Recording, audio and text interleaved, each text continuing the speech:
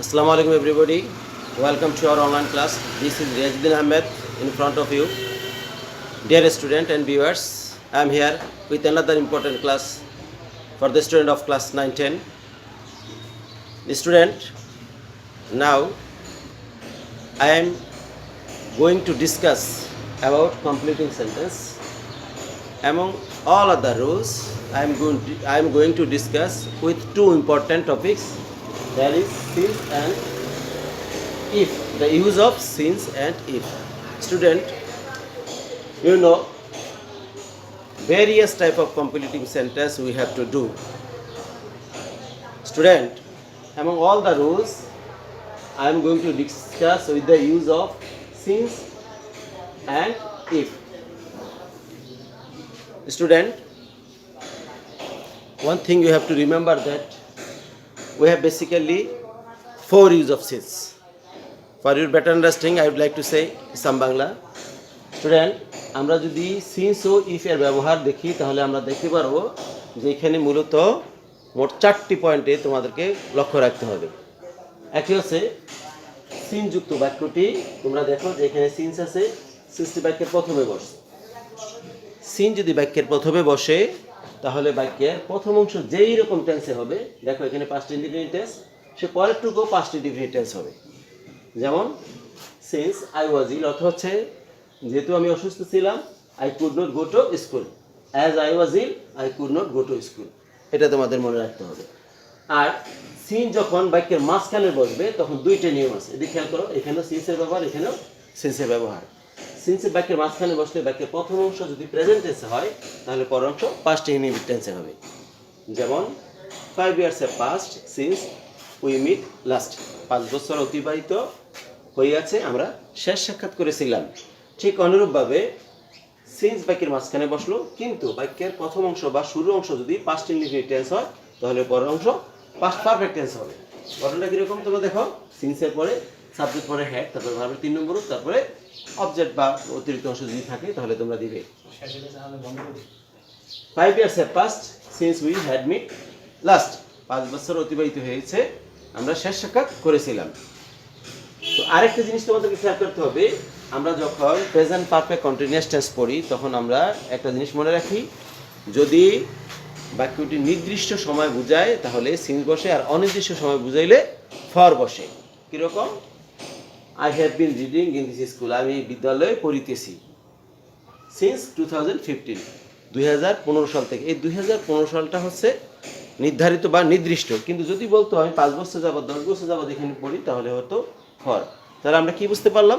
আমরা বুঝতে পারলাম যে আমাদের ইংরেজি গ্রামারে কমপ্লিট সেন্টেন্স করতে গেলে সিন্সের মোট 4টি ব্যবহার আছে। একটি বাক্যের শুরুতে থাকলে প্রথম অংশ যে টেন্সের হবে পরের অংশ সে একই টেন্সের হবে। আর বাক্যের মাঝখানে থাকলে আবার দুইটি নিয়ম, একটি হচ্ছে বাক্যের প্রথম অংশ প্রেজেন্ট টেন্স হবে, পরের অংশ past indefinite tense হবে। আবার সিন্স বাক্যের মাঝখানে বসলো, প্রথম অংশ past indefinite tense হবে, পরের অংশ past perfect tense হবে। আর since ব্যবহার আরেকটা হচ্ছে টেন্সে, প্রেজেন্ট পারফেক্ট কন্টিনিউয়াস টেন্সে।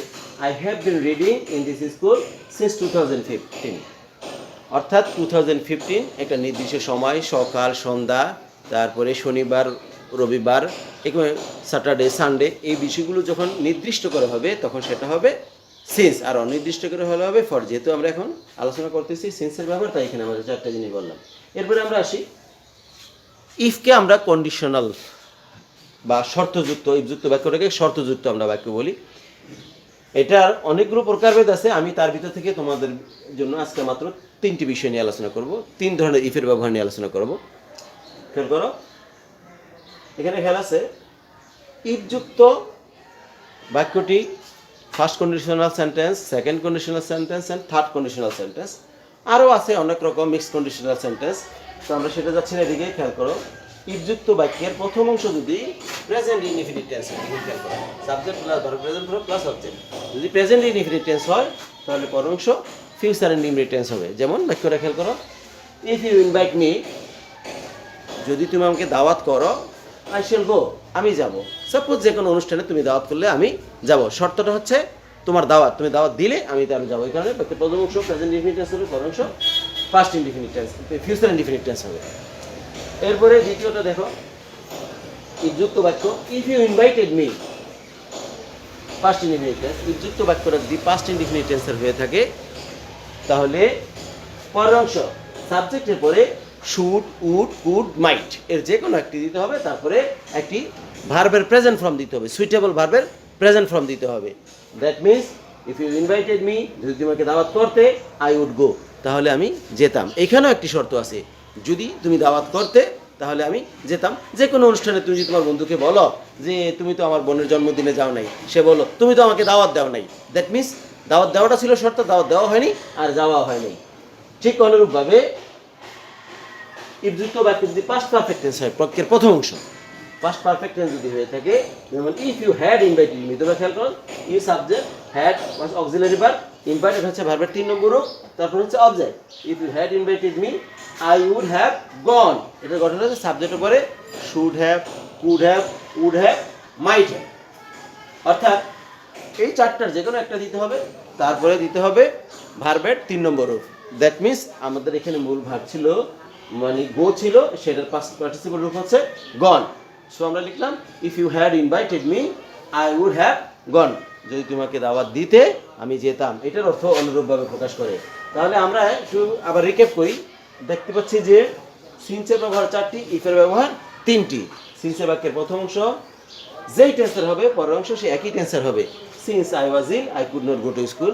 2 নম্বরটা হচ্ছে 5 years have passed, present perfect tense, পরেরটা হচ্ছে প্রেজেন্ট টেন্স হলেই হবে, এখানে আমরা প্রেজেন্ট পারফেক্ট লিখলাম, তারপর হবে past indefinite tense, we meet last. 5 years past, we had meet last. আমি তোমাদেরকে আরও 2টা কথা বলতে চাই।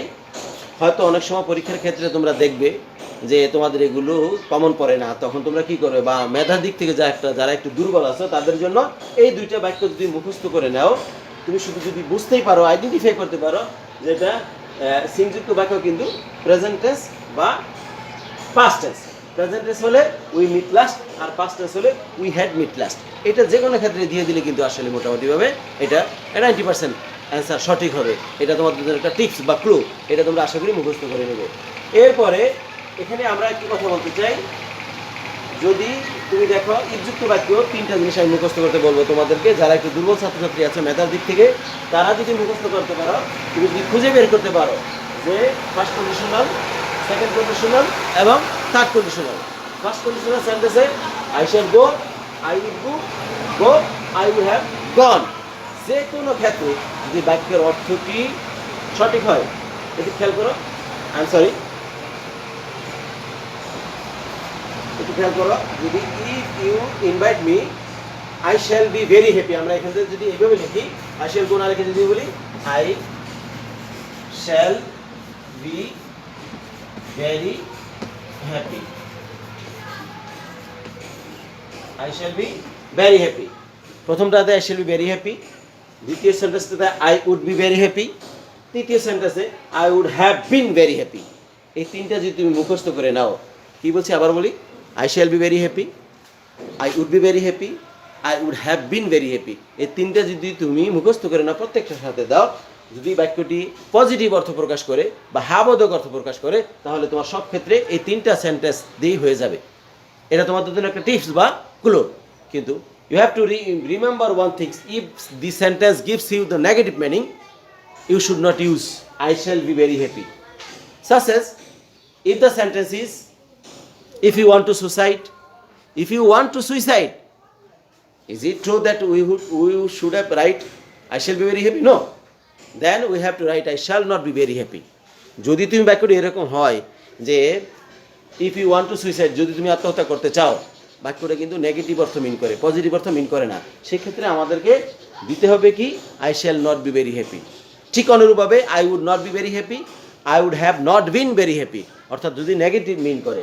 সো ডিয়ার স্টুডেন্ট, আমরা একটু এখানে তোমাদেরকে একটু ফার্দার ক্লু দিতে চেষ্টা করলাম। এখানে যেটা এখানে খেয়াল করো, we meet last, we had meet last, এই 2টা তোমরা মনে রাখবে। আর প্রথমটাতে ইফযুক্ত বাক্যের I shall be very happy, দ্বিতীয়টাতে I would be very happy, তৃতীয়টাতে I would have been very happy.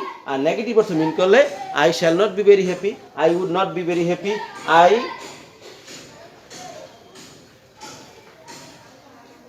Would not have been very happy. এই 3টা যদি তোমরা ইউজ করতে পারো, তাহলে আশা করি সকল ক্ষেত্রে তোমরা 90% ক্ষেত্রে এগুলোতে নাম্বার পেয়ে যাবে। Dear student, as a situation of pandemic, we have nothing to take our class online, so you have to try at your home for your better result for upcoming final examination. So you have to be very careful to our online classes. I request all the guardians and visitors to take care of your children so that they can stay at home and be attentive to their studies. Thank you very much. Thank you very much.